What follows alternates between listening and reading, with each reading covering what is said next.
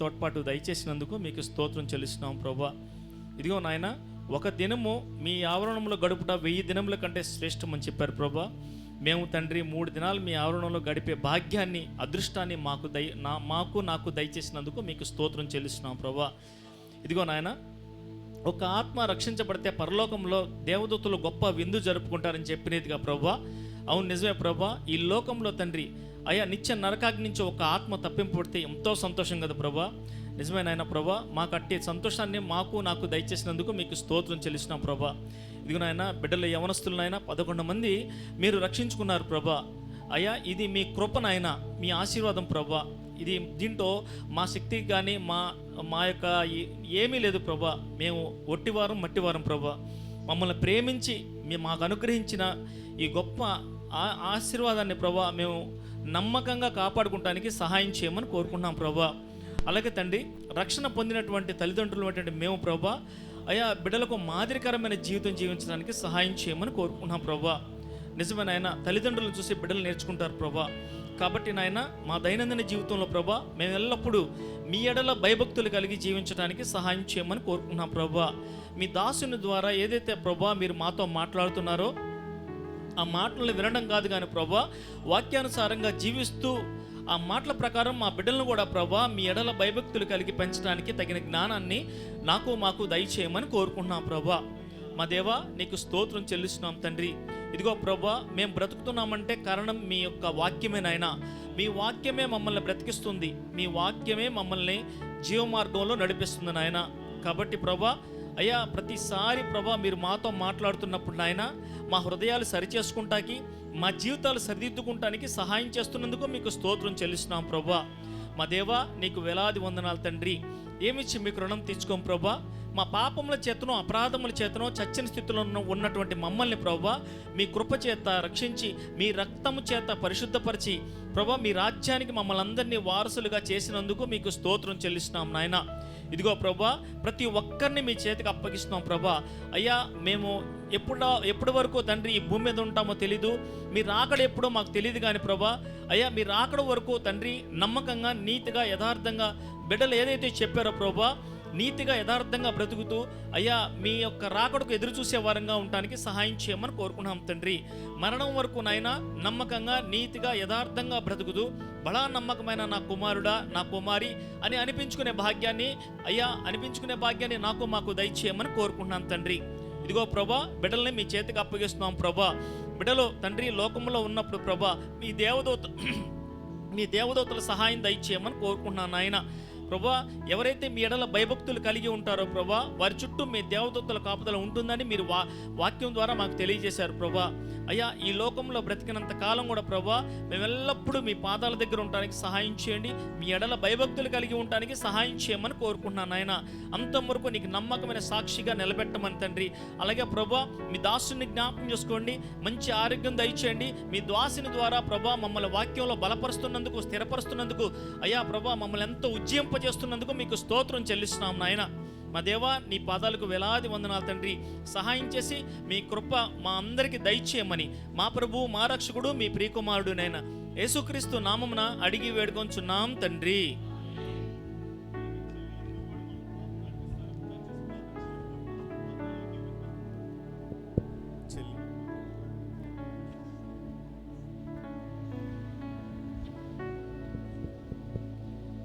స్తోత్రం తండ్రి, స్తోత్రం నాయన. మహోన్నతుడా, మహాపరిశుద్ధుడా, నీ ఘనమైన నామమునకు వందనములు ప్రభువా. వేలాది స్తుతులు, స్తోత్రములు నాయన. ఎన్నిక లేని నాయన మమ్మల్ని ఎన్నుకున్నావు తండ్రి. అయ్యా మరి తండ్రి, ఏ యోగ్యత లేని మమ్మల్ని నాయన అయ్యా మమ్మల్ని ఏర్పాటు చేసుకున్నావు నాయన. జగత్ పునాది వేయబడక మునిపే మమ్మల్ని ఎన్నుకున్నానని మరి నాయన చెప్పావు తండ్రి. అయ్యా నీకు స్తోత్రాలు తండ్రి నాయన. నీకు వందనములు ప్రభువా నాయన. అయ్యా ఎంతోమంది ప్రభువా నాయన, మరి ప్రభువా నిన్ను తెలుసుకోకుండానే ప్రభువా ఎంతోమంది నాయన నశించిపోయారు ప్రభువా. అయ్యా మరి తండ్రి నాయన, అయ్యా ఏ యోగ్యత లేని మమ్మల్ని ప్రభా నీ కృపలో నాయన మమ్మల్ని ఉంచావు తండ్రి. అయ్యా నీ కృప చేత మమ్మల్ని రక్షించావు తండ్రి. దేవా నాయన అయ్యా మీరు ఇచ్చిన రక్షణకు మేము ఏమి ఇవ్వగలము నాయన? అయ్యా నీ రుణం మేము ఎలా తీర్చుకోగలము నాయన? మరి తండ్రి దేవా నీకు స్తోత్రములు ప్రభా, వేలాది కోట్లాది స్తుతులు వందనములు నాయన. ఏమి చెల్లించినా నీ రుణం ఆయన మేము తీర్చుకోలేనిది ప్రభా. దేవా నీకు స్తోత్రం తండ్రి, స్తోత్రం నాయన. గడిచిన మరి వారం అంతా కూడా నాయన నీ కృపలో మమ్మల్ని భద్రపరిచావు, సజీవ లెక్కలో ఉంచావు నాయన. నీకు స్తోత్రాలు నాయన. అయ్యా మరి తండ్రి ఈ 3 దినాలు కూడా నాయన ప్రభా అయ్యా మరి తండ్రి మాతో మాట్లాడావు నాయన. అయ్యా నీకు లెక్కలేని స్తోత్రములు నాయన. మరి ప్రభా అయ్యా జీవ గ్రంథంలో నాయన మా పేరు మరి నాయన వ్రాయపడాలని ప్రభా, రాయపడకపోతే మరి ప్రభా అగ్నిగుండంలో మరి నాయన వేయబడతారని మీరు మమ్మల్ని హెచ్చరించారు ప్రభా నాయన. అయ్యా మరి తండ్రి నాయన ఆ హెచ్చరికకు మేము లోబడి ప్రభా అయ్యా ప్రభా భయముతో వణుకుతో మా రక్షణను నాయన అయ్యా తుది వరకు కొనసాగించడానికి మీరు మాకు సహాయం చేయండి ప్రభా. దేవా నీకు స్తోత్రములు నాయన. మరి నాయన ప్రభా అయ్యా యవన బిడ్డల్ని నాయన ఇదిగో నాయన 11 మందితో కూడా మీరు మరి ప్రభా మీ వాగ్దానాన్ని, విలువైన వాగ్దానాన్ని ఇచ్చారు తండ్రి. అయ్యా ప్రభా నీకు స్తోత్రాలు నాయన. అయ్యా ప్రభా నాయన అయ్యా వాగ్దానం నిత్యము జ్ఞాపకం చేసుకొని తండ్రి నాయన నీ రాకడ పర్యంతం కూడా బిడ్డలు నాయన మరి ప్రభా కుడికైనను ఎడమకైనను తొలగక నాయన అయ్యా ప్రభా నీలో నిలవబడ్డానికి శక్తి నువ్వు నాయన. మేము బలహీనులమే నాయన, మేము బలహీనులు ఈ లోకంలో నాయన. ఎన్నో ప్రభా నాయన ఎన్నో మరి ప్రభా మమ్మల్ని మరి తండ్రి నాయన లాగుతూ ఉంటాయి ప్రభా నాయన ఈ లోకంలో మరి ఆకర్షణలు నాయన మరి తండ్రి నాయన ఉన్నాయి ప్రభా. ఈ లోక ఆకర్షణలు మేము నాయన అయ్యా లొంగకుండా తండ్రి నాయన నీలో బలముగా నిలబడటానికి శక్తి నువ్వు తండ్రి. అయ్యా యవన బిడ్డలను రక్షించుకున్నందుకు మీకు వందనాలు ప్రభా, నీకు స్తోత్రాలు నాయన. ఇంకా నీలో బలపడటానికి శక్తి నువ్వు నాయన. అయ్యా మరి తండ్రి నాయన నీకు స్తోత్రాలు నాయన. మరి ప్రభా నీకు స్తోత్రం వందనములు తండ్రి.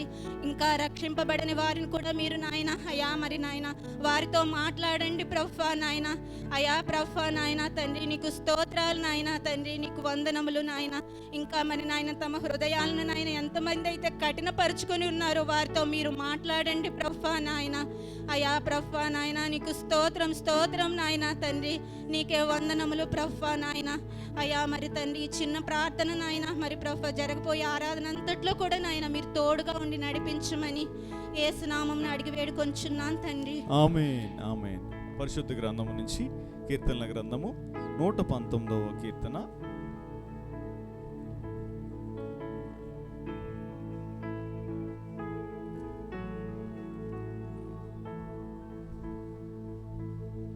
కీర్తన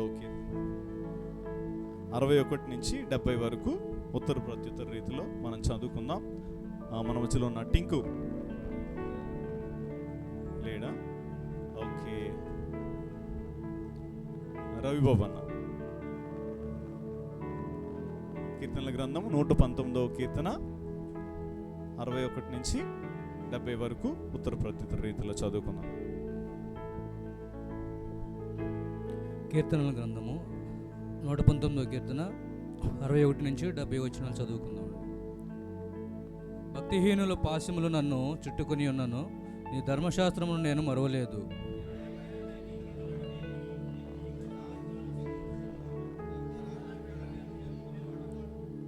నీ యందు భయభక్తులు గలవారందరికీ నీ ఉపదేశములను అనుసరించు వారికి నేను చెలికాడను.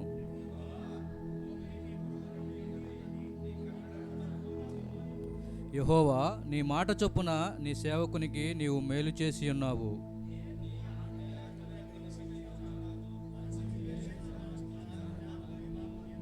శ్రమ కలుగక మునుపు నేను త్రోవ విడిచి తిని ఇప్పుడు నీ వాక్యమును అనుసరించి నడుచుకొనుచున్నాను.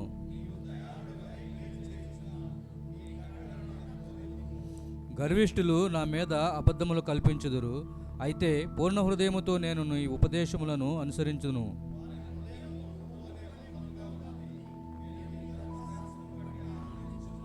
ఈ వచనం అందరం కలిసి చదువుకుందామండి.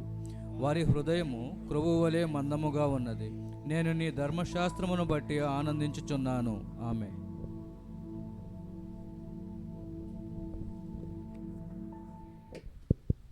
అలాగే మనందరం కూడా తలలో మంచి ప్రార్థనల ముందుకు కొనసాగుదాం.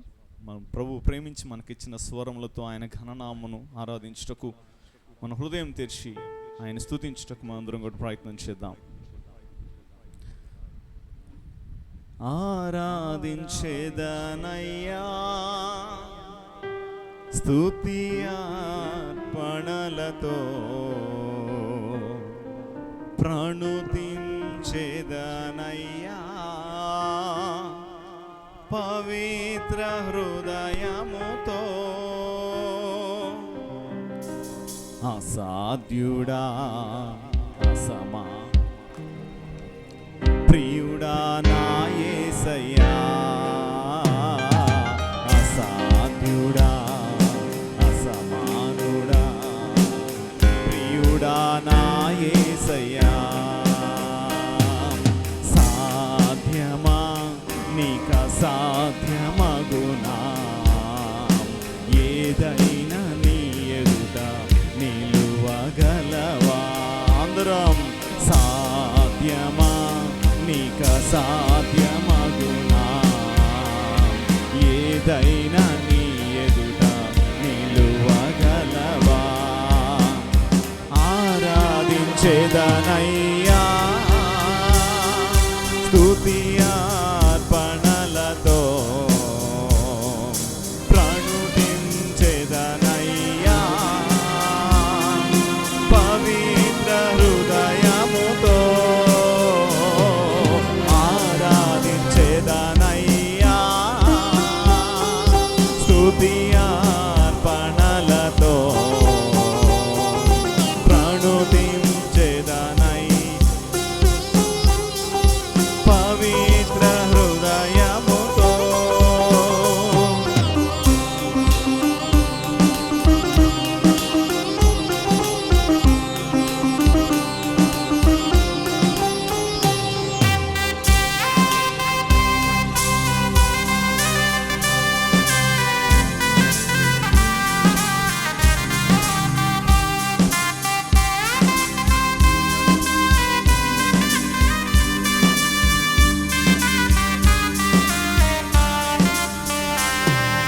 నీ మందలో చేర్చుటకై తప్పి తిరిగిన నాకై రక్తము కార్చితివే. నీ మందలో చేర్చుటకై తప్పి తిరిగిన నాకై రక్తము కార్చితివే. విడువక నా ఎడల చూపుటకు, విడువక నా ఎడల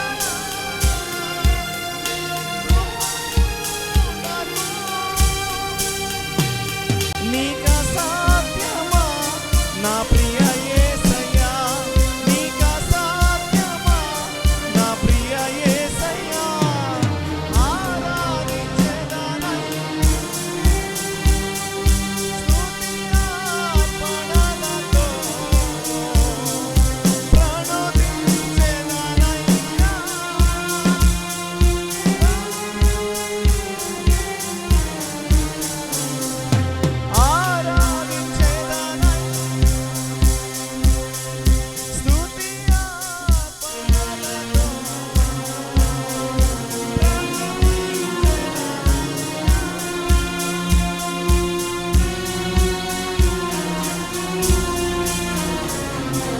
అసాధ్యుడా అసమానుడా ప్రియుడా నా యేసయ్యా, అసాధ్యుడా అసమానుడా ప్రియుడా నా యేసయ్యా. సాధ్యమా నీక సాధ్యమగునా, ఏదైనా నీ ఎదుట నిలువగలవా. సాధ్యమా నీక సాధ్యమగునా, ఏదైనా నీ ఎదుట నిలువగలవా. చివరగా ఆరాధించేదనయ్యా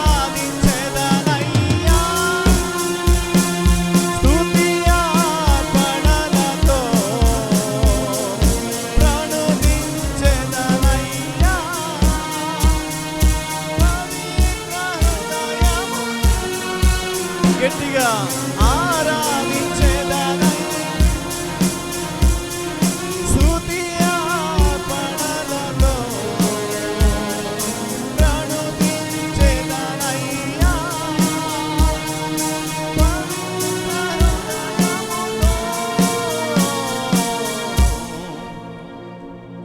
అసాధ్యుడా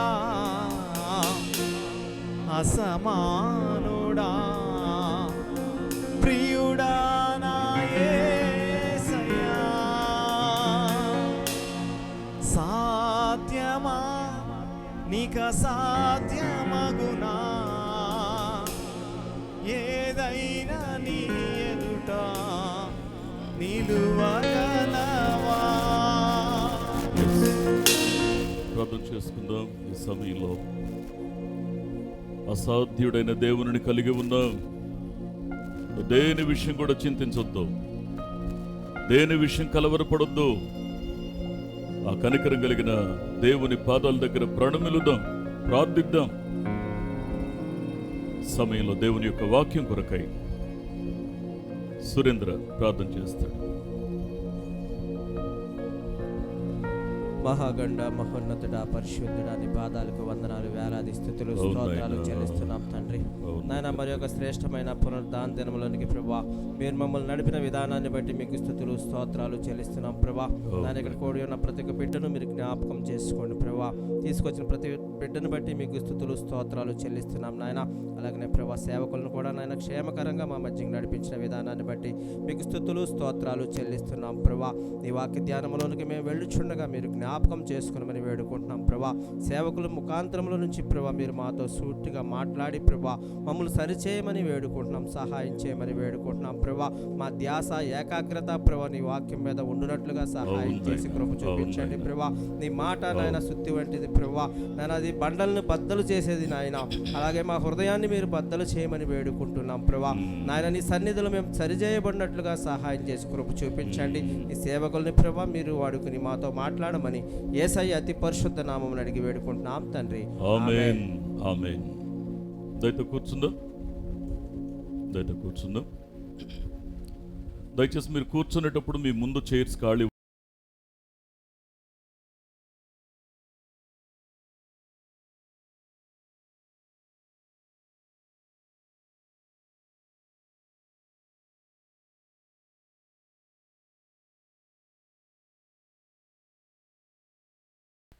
దేవుని నామానికి మహిమ కలుగునుగాక. మరొకసారి మీ అందరూ కూడా ప్రత్యేకమైన వందనాలు తెలియజేసుకుంటూ ఉన్నాం. మనం ఒక వాక్య భాగాన్ని ధ్యానిస్తూ ఉన్నాం. గుర్తుందా? అంటే ఆదివారం చాలా రోజుల క్రితం వచ్చినట్లుంది మనకి. ఎందుకంటే ఈ 3 రోజులు కూడా మరి గడిచిన 3 రోజులు తృప్తికరంగా మనకి ప్రార్థనలు జరిగాయి, రక్షణ కూడికలు జరిగాయి. రోజు ప్రార్థన ఉంటానే ఉంది మనకి. ఆ కారణం చేత అప్పుడెప్పుడో వచ్చినట్టుంది కదా ఆదివారం అన్నట్లుంది. Yes, excellent excellent. మొదటి రాజుల గ్రంథము 9వ అధ్యాయము 3వ వచనం చదువునాను ఒకసారి. అతనితో ఈలాగు సెలవిచ్చెను, నా సముఖమందు నీవు చేసిన ప్రార్థన విన్నపములను నేను అంగీకరించి తిని. కళ్ళు మూసుకొని చిన్న ప్రార్థన చేద్దాం. దయగలిగిన మా కన్న తండ్రి, మరొకసారి మీ పాదాల దగ్గరకు వస్తూ ఉన్నాం మా ప్రభు. మీ కనికరాన్ని బట్టి, మీ కటాక్షాన్ని బట్టి నా తండ్రి, మరొకసారి నీ అమూల్యమైన మాటను ధ్యానించడానికి మమ్మల్ని ఇక్కడ సజీవులుగా మీరు ఉంచినందుకు నీకు స్తోత్రాలు నా తండ్రి.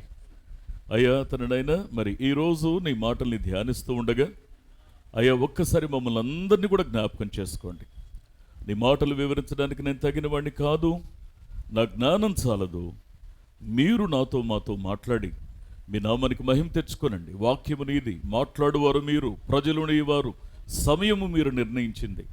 దేవతనైనా మీరే సహాయం చేసి ప్రతి ఒక్కరితో కూడా మాట్లాడి అందరి హృదయాల్లో ఆత్మీయ అయాత్రనైన పరివర్తన, పరిపక్వత మీరు కలిగించమని, దీవించమని యేసునామములో ప్రార్థిస్తున్నాం మా పరమ తండ్రి. Amen, amen, amen. ఓకే, ఇప్పుడు గడిచిన భాగాన్ని ఒకసారి మీకు అలా జ్ఞాపకం చేస్తాను. ఇక్కడ దేవుని వాక్యంలో ఏముందంటే, అయ్యా మీరు ప్రార్థన చేయండి, ఖచ్చితంగా నేను వింటాను.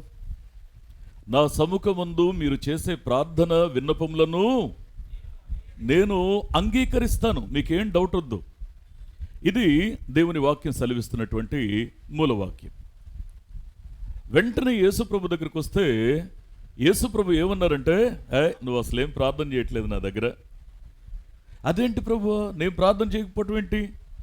ఇదిగో పలానా విషయం కోసం నేను ఎప్పటి నుంచో ప్రార్థన చేస్తున్నాను కదా అని మనం ఏదన్నా చెప్పామనుకోండి, మీరు ప్రార్థించినా కూడా మీ భోగముల నిమిత్తం ప్రార్థిస్తున్నారు కానీ మీ ఆత్మీయ పరిపక్వత కోసం ప్రార్థన చేయడంలా. అందుకే మీరు ప్రార్థన చేసినా కూడాను అది మరి పరిగణలోకి తీసుకోబడలేదు. దానికి చాలా కారణాలు చూసాం, చాలా వచనాలు చూసాం. ఆ తర్వాత మరి ఏం చేయమంటావు ప్రభువా అని ఆయన అడిగితే, అయితే ఓ పని చేయండి, ఈసారి మీరు ప్రార్థన చేస్తే ఎట్లా చేస్తారంటే మీ సంతోషం పరిపూర్ణమయ్యేలా ప్రార్థన చేయండి.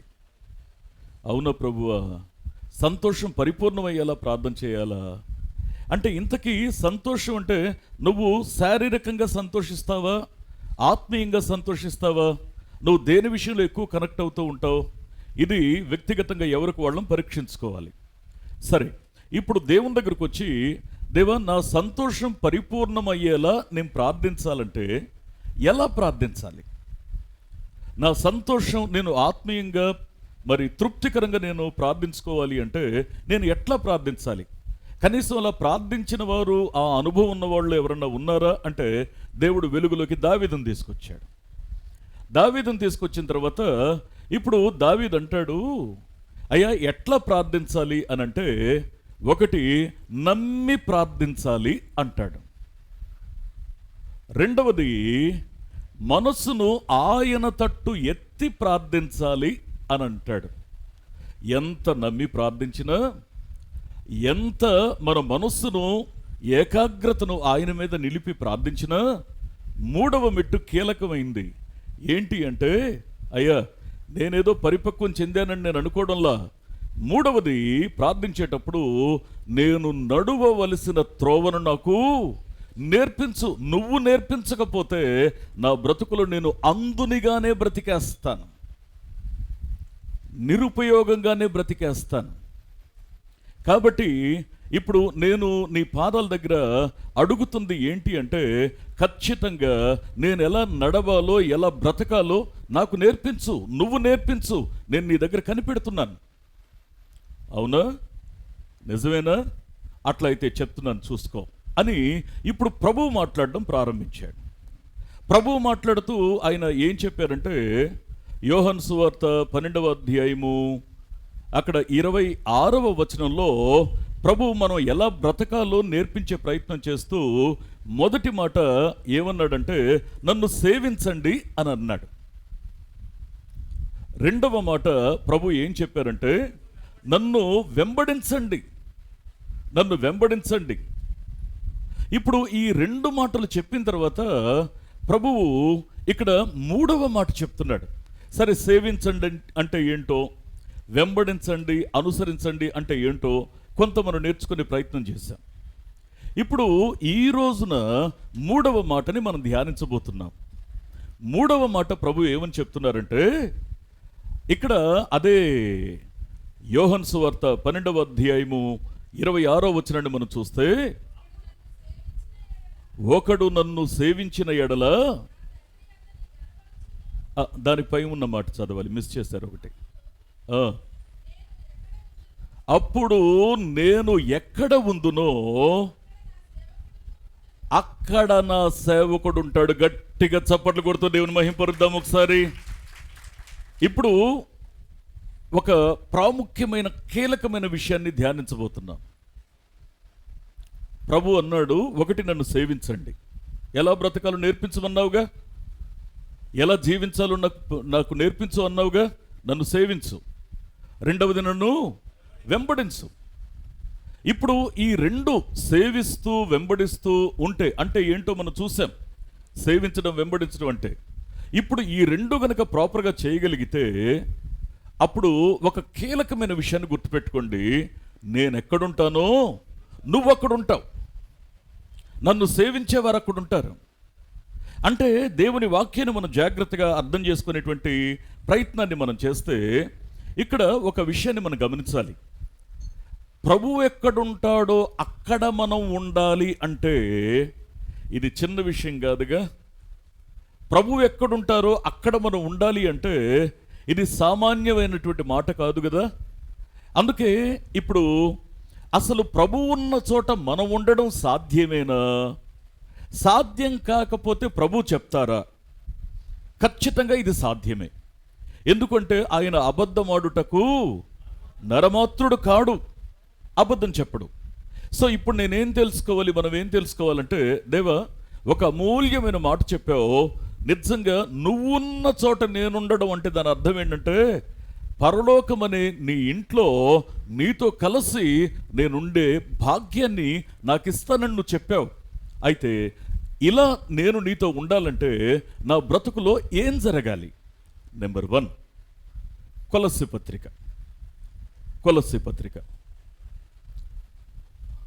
3వ అధ్యాయము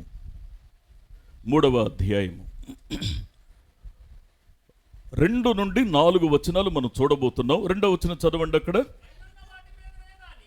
పైనున్న వాటి మీదనే కానీ భూ సంబంధమైన వాటి మీద మనస్సు పెట్టుకోవద్దు. ఇక్కడ మనం గమనించాల్సిన ముఖ్యమైన విషయం ఏంటి అంటే, మీరు పైనున్న వాటిని వెతకండి, మీరు పైనున్న వాటిని మాత్రమే వెతకండి. అంటే పర సంబంధమైనవి, భూ సంబంధమైనవి కాదు. కాస్త కనబడి మురిపించి మెరిపించి మరి పాడైపోయే నశించిపోయే ఈ అల్పమైన విషయాల కోసం కాదు. మనం ఏం వెతకాలి అంటే పర సంబంధమైనవి, పైనున్నవి, కిందున్నవి భూ సంబంధమైనవి, పైనున్నవి దైవీకమైనవి. దాన్ని వెతకండి. అయ్యా పైనున్న వాటిని వెతకమన్నావు, ఎందుకు అంత కాన్సన్ట్రేటెడ్గా నేను పైనున్న దాన్ని వెతకాలి అంటే అక్కడ ఏమంటాడంటే, ఏలయనగా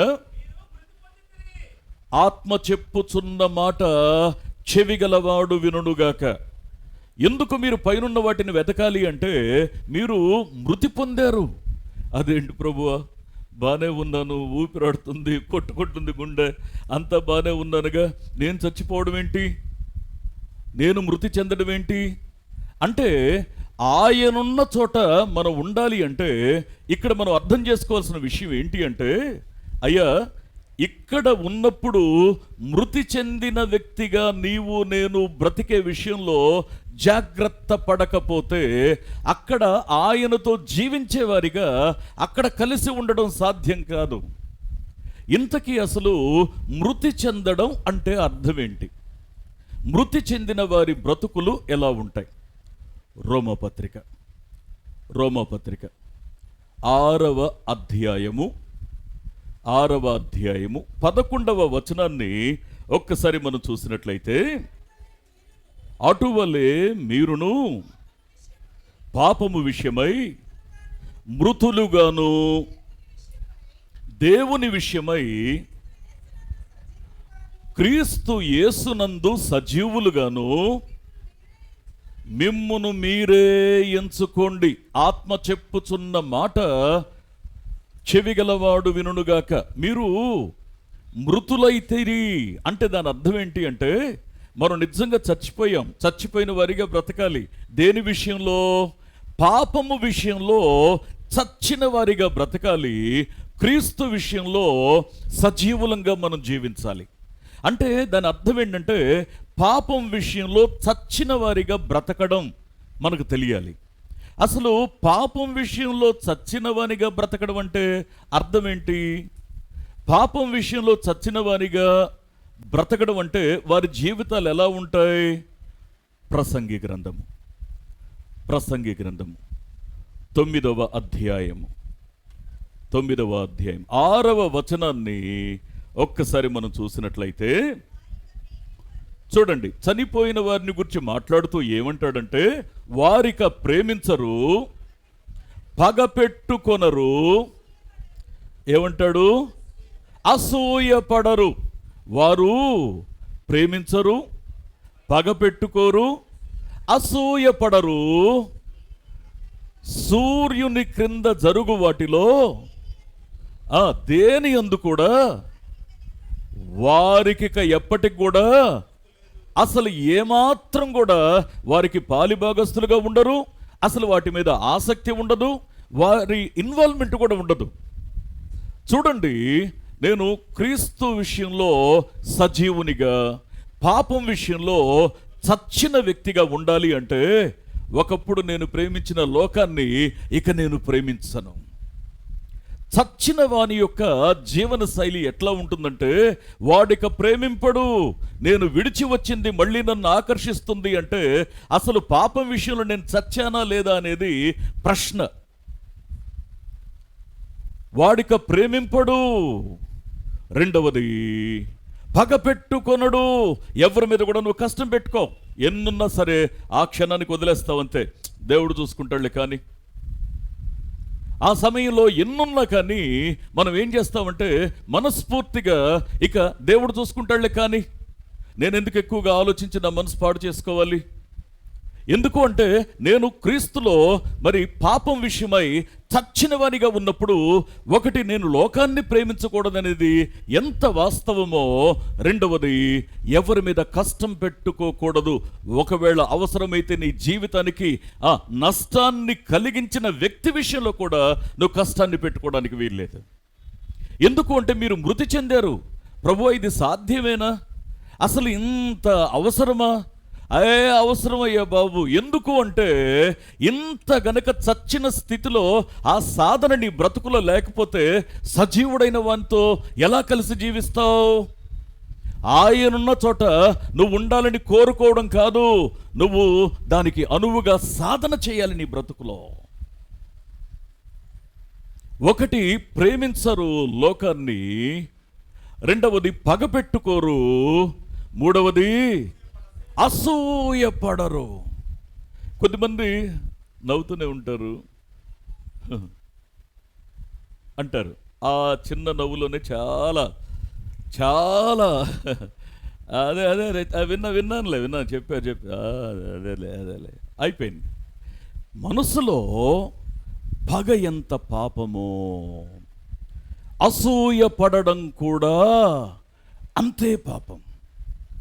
లోకాన్ని ప్రేమించడం ఎంత పాపమో, విడిచి వచ్చిన పాపాన్ని ప్రేమించడం ఎంత పాపమో, అలాగే అసూయపడడం, పగపెట్టుకోవడం కూడా అంతే పాపం. అందుకే ఏమంటాడంటే, మృతులైన వారు అంటే పాపం విషయంలో చచ్చిన స్థితిలో ఉన్నవారు వారు ఎలా బ్రతుకుతారో తెలుసా అండి? సూర్యుని కింద జరిగే ఈ వ్యర్థమైనటువంటి వాటి విషయంలో దేనిలో కూడా పాలు పంపులు పొందరు. అంటే నువ్వు రా, నీకు విషయం చెప్తా, నువ్వు ఆశ్చర్యపోతావు. తెలుసా నీకు? సాయంత్రం భోంచేసాక ఖాళీగానే ఉంటావుగా, నువ్వు వచ్చేయి. అసలు నువ్వు అసలు బెత్తరపోతావు నేను చెప్పే విషయం. అసలు వాళ్ళ గురించి ఏం జరిగిందంటే, నాకెందుకయ్యా, ఆల్రెడీ చచ్చిన వాడిని. ఇప్పుడు నేను ఆ పాపం విషయంలో చచ్చిన వానిగా ఉంటే నాకు తృప్తి, కానీ నేను ఆత్మలో చచ్చినట్లు బ్రతికితే ఎట్లా? లోకంలో ఎవరైనా పాడైపోతుంటే వారి కోసం ప్రార్థన చేద్దాం కలిసి. ఒకరి గుట్టు గురించి మాట్లాడొద్దు, ఒకరి లోపాల గురించి మాట్లాడొద్దు, ఒకరి పొరపాట్ల గురించి మాట్లాడొద్దు. నువ్వు మాట్లాడుతున్నావు ఇంకా అంటే దాని అర్థం ఏంటంటే అసలు పాపం విషయంలో చచ్చావా లేదా అనేది ప్రశ్న. ఇంకా నీ మనసు వ్యర్థమైన వాటి వెనుక పరిగెడుతున్నాయంటే ఇంకా పాపం విషయంలో నువ్వు చచ్చావా లేదా అనేది ప్రశ్న. అందుకే జాగ్రత్తగా దేవుని వాక్యాన్ని మనం అర్థం చేసుకునేటువంటి ప్రయత్నాన్ని మనం చేస్తే, ఇక్కడ దేవుని వాక్యం ఏం సెలవిస్తూ ఉందంటే, ఈ కొలస్సీ పత్రిక 3వ అధ్యాయము 2 నుంచి 4 వచనాల ప్రయాణంలో, అయ్యా మీరు పైనున్న వాటినే వెతకండి. ఎందుకు ప్రభువా అంటే, మీరు ఆల్రెడీ మృతి చెందారు. మృతి చెందడం అంటే పాపం విషయంలో చచ్చిన వారిగా ఉన్నారు. ఇక లోకంతో నీకు సంబంధం లేదు. అంటే లోకంతో నాకు సంబంధం లేకపోతే ఇక నా జీవితంలో నా లక్ష్యం ఏంటి? మళ్ళీ ఒకసారి కొలస్సీ పత్రిక 3వ అధ్యాయము అక్కడ ఉన్నటువంటి వచనాన్ని కొనసాగిస్తే 2 నుంచి 4 వచనాల్లో మిగతా భాగాన్ని కొనసాగించండి. ఏలయనగా మీరు మృతి పొందారు. గట్టిగా చప్పట్లు కొడుతూ దేవుని మహింపరుద్దాం ఒకసారి. మీ జీవము క్రీస్తుతో కూడా దేవుని యందు దాచబడి ఉంది. ఈ ఒక్క మాట కోసం ఎన్ని కష్టాలన్నా ఎదుర్కోవచ్చండి మనం ఈ లోకంలో. ఎన్ని శ్రమలైనా, ఎన్ని ఇబ్బందులైనా, ఎన్ని స్ట్రగుల్స్ అయినా దేవుని కోసం ఎందుకు ఎదుర్కొంటా ఉంటే వాక్యం ఏం చెప్తా ఉందంటే, క్రీస్తుతో కూడా నీ జీవం దాచబడి ఉంది. తెలుసా నీకు? ఇక్కడ వాక్యం ఏం చెప్తా ఉందంటే, ప్రభు చెప్తున్నాడు, అయ్యా ఎలా బ్రతకాలో నేర్పమన్నావుగా, దానికి నేర్పుతున్నటువంటి మాట ఏంటి అంటే, నువ్వు నన్ను సేవిస్తే, నన్ను వెంబడిస్తే నేనెక్కడుంటానో నువ్వు అక్కడుంటావు, అంతే. ఇప్పుడు ఆయనున్న చోట మనం ఉండడం అంటే మన యొక్క జీవం క్రీస్తుతో దాచబడి ఉంది. ఇక్కడ మనం అంటున్నాం కదా, చచ్చిన వారిగా లోకం దృష్టిలో ఉంటాం, దేవునిలో మన జీవం దాచబడి ఉంటుంది.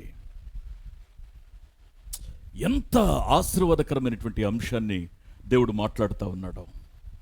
అందుకే జాగ్రత్తగా దేవుని వాక్యాన్ని మనం అర్థం చేసుకునేటువంటి ప్రయత్నాన్ని మనం చేస్తే, ఆయనలో మన జీవం దాచబడమే కాకుండా దాని కంటిన్యూషన్ చూడండి.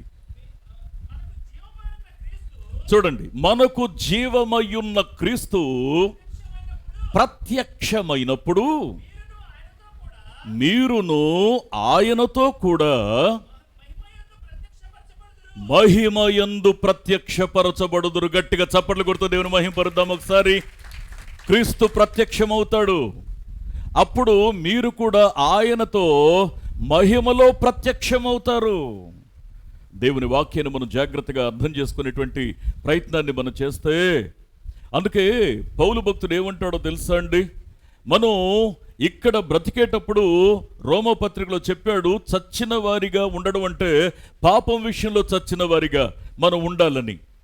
రెండవది ప్రసంగి గ్రంథకర్త చెప్పాడు, అయ్యా చచ్చిన వానికి లోకంతో సంబంధము లేదు అని అన్నాడు. ఇప్పుడు పౌలు భక్తుడు గలతీ సంఘంతో మాట్లాడుతూ ఏమంటాడంటే, క్రీస్తుతో కూడా మనం మహిమలో ప్రత్యక్షపరచబడాలి అంటే గలతీ పత్రిక 2వ అధ్యాయము 20వ వచనాన్ని ఒక్కసారి మనం చదివినట్లయితే చూడండి, నేను క్రీస్తుతో కూడా సిలువ వేయబడి ఉన్నాను, ఇకను జీవించువాడను నేను కాను. 2 చేతులు పైకెత్తి దేవుని స్తుతిద్దాం. హల్లెలూయా.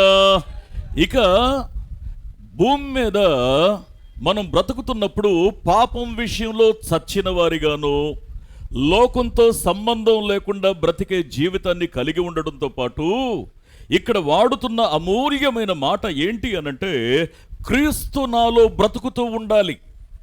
పాపం విషయంలో చచ్చిన వారిగా మన జీవం క్రీస్తులో దాచబడినట్లు మనం ఎప్పుడు బ్రతుకుతామంటే, ఇక్కడ వాక్యం ఏం చెప్తా ఉందో తెలుసా అండి? వాక్యం సెలవిస్తా ఉంది, క్రీస్తు నీలో బ్రతుకుతుండాలి. జీవించువాడను నేను కాదు, క్రీస్తే నాయందు జీవిస్తూ ఉన్నాడు, బ్రతుకుతూ ఉన్నాడు. అందుకే మన జీవితాలు మాదిరికరంగా ఉండాలి, మన జీవితాలు ఆదర్శప్రాయంగా ఉండాలి, మన జీవితాలు దేవునికి ఇంపైన సువాసనగా ఉండాలి, మన జీవితాలు వాక్యపు మరి అనుకూలంగా వాక్యానుసారంగా మన జీవితాలు ఉండాలి. అందుకే క్రీస్తు నాలో జీవిస్తున్నాడా లేదా అనడానికి రుజువేంటో తెలుసా అండి? నువ్వు చెప్పక్కర్లా, ఎవరు చెప్పక్కర్లా, నీ జీవితమే సాక్ష్యం. క్రీస్తు నీలో ఉన్నాడా లేదా అనేది నీ జీవితం చెప్తుంది, నీ సాక్ష్యం చెప్తుంది, నీ మనసు చెప్తుంది, నీ మాట చెప్తుంది, క్రీస్తు నీలో ఉన్నాడా లేదా అని. అందుకే జాగ్రత్తగా దేవుని వాక్యాన్ని అర్థం చేసుకునేటువంటి ప్రయత్నాన్ని మనం చేస్తే, ఆయనున్న చోట మనం ఉండాలి అంటే ఇక్కడ మనం అర్థం చేసుకోవాలి, లోకం విషయంలో చచ్చిన వారిగా, ఆ తర్వాత లోకంతో సంబంధం లేని వారిగా ఉంటూనే క్రీస్తు మనలో జీవించి ఉండేలా మనం బ్రతకడంతో పాటు ఇంకొక అద్భుతమైన మాట పౌలు భక్తుడు ఇలా అంటాడు. 2వ కొరింథీ పత్రిక 5వ అధ్యాయము 15వ వచనాన్ని ఒక్కసారి మనం చదువుకున్నట్లయితే, జీవించు వారికి మీదట తమ కొరకు కాక, ఆత్మ చెప్పుచున్న మాట చెవిగలవాడు వినుడుగాక. జీవించువారు ఇక మీదట తమ కొరకు కాక తమ నిమిత్తము మృతి పొంది తిరిగి లేచిన వాని కొరకే జీవించుటకు ఆయన అందరి కొరకు మృతి పొందాడు. ఆత్మ చెప్పుచున్న మాట చెవిగలవాడు వినుడుగాక. ఇప్పుడు వాక్యం ఏం చెప్తా ఉందంటే, అయ్యా ఖచ్చితంగా గుర్తుపెట్టుకో, నీ జీవం ఆయనలో దాచబడి ఉంది. ఆయన ఒక సమయంలో ప్రత్యక్షమవుతాడు. ఆయన ప్రత్యక్షమయ్యేటప్పుడు ఆయన మహిమలో నువ్వు కనబడతావు. ఇలాంటి జీవితం ఉండాలి అంటే లోకంలో ఎట్లా ఉండాలట? చచ్చిన వారిగా ఉండాలి. రెండవది, లోకంతో సంబంధం లేని వారిగా ఉండాలి. మూడవది, క్రీస్తు నాలో జీవించాలి. నాలుగవది, నా కొరకు మృతి పొందిన క్రీస్తు కొరకు నేను బ్రతకాలి. క్రీస్తు నాలో బ్రతుకుతున్నాడు. నీకు తెలుసా దేవుడు అంటే నాకు ఎంత ఇష్టమో? కబుర్లు చెప్తే కుదరదు, నీ బ్రతుకు మాట్లాడాలి, నీ సాక్ష్యం మాట్లాడాలి. అందుకే జీవించువాడు ఇక మీదట తన కోసం వద్దు. ఇంతకాలం నీ కోసం బ్రతికావు, నా కోసం బ్రతికాను, చాలది. అందుకే ఒకవేళ ఇంత నిష్ఠ కలిగి గనక మనం బ్రతికితే, ఎప్పుడైనా ఆలోచన చేశారా? మన విషయంలో యేసుక్రీస్తుకి ఎంత శ్రేష్టమైన ఉన్నతమైన ఆలోచన ఉందో, ఆయన మన పట్ల ఎలాంటి ఆలోచన కలిగి ఉన్నాడో ఎప్పుడైనా ఆలోచన చేశామా? యోహాను సువార్త 17వ అధ్యాయము 24వ వచనాన్ని ఒక్కసారి మనం చదువుకున్నట్లయితే, తండ్రి నేను ఎక్కడ ఉందునో అక్కడ నీవు నాకు అనుగ్రహించిన వారును నాతో కూడా ఉండవలెననియు, నీవు నాకు అనుగ్రహించిన